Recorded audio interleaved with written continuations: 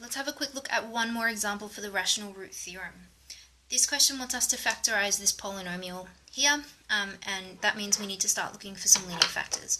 The easiest linear factors are our monic linear factors, so x take away alpha, where alpha comes from this constant term here. Okay, so we're looking for values of alpha. We're looking for factors of 3. We've got 1, -1, 3, and -3.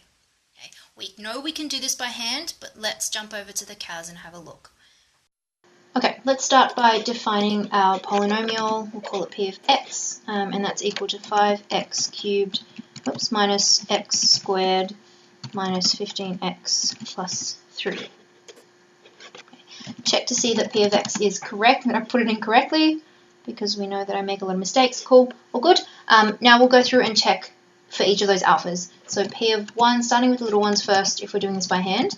1 and -1, 3 and -3. We can see from all of these here that none of them are 0, which means that none of these are factors. There are no monic linear factors of this polynomial. So we need to look at that beta x plus alpha form. Okay, so our CAS told us that there are no monic linear factors. Let's now look at non-monic linear factors. So we've got our beta x plus alpha form.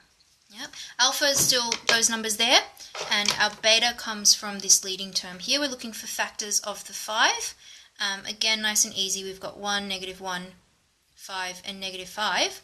But because we've checked all of our integer solutions, we don't need these two. Okay, we're just looking at our fractions.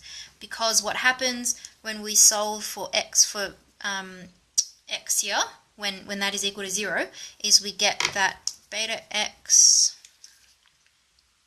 is equal to -alpha, and the x is equal to -alpha over beta. So what we're really looking for is -alpha over beta, where alpha is this and beta is either 5 or -5.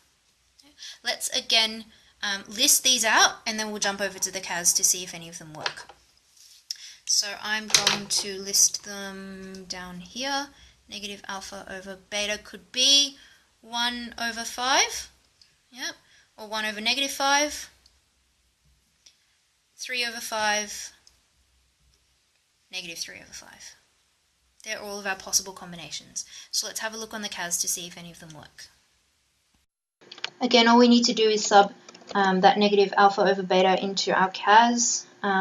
So we've got p of a fifth, and that works. Okay, that one already works. So we know that that is one of our linear factors. Okay, our CAS has told us that this is the one we're looking for.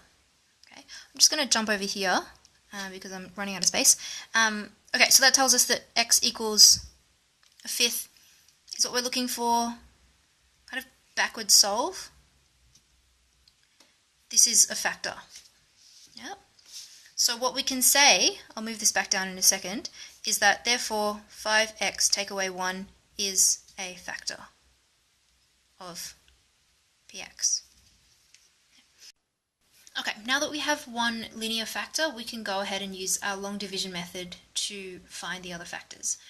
So we're popping our polynomial p of x in here, and we're dividing by that linear factor that we found. Once again, we're going to use, I'm going to try and use these colors. Okay, so divide. 5x into 5x cubed is x squared. Multiply. X squared times 5x, x squared times -1. Take away, we get nothing here, nothing here. Okay. We haven't actually seen one like this before, at least I haven't done an example like this where you're left with nothing there. What we need to do is we need to bring down not one term but two terms, okay, because we need to have two things there. Alright, start again. Divide. 5x into -15x is -3. Multiply -3 times 5x, -3 times -1. Take and we're done. Okay, so no remainder means that 5x minus 1 is a factor, so we've done that correctly. Let's go through and make sure that we can factorize this properly. So what we're left with, I haven't left much space there, is we can rewrite this as this times that.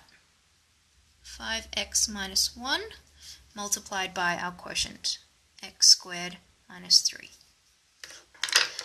I'm just going to get rid of this.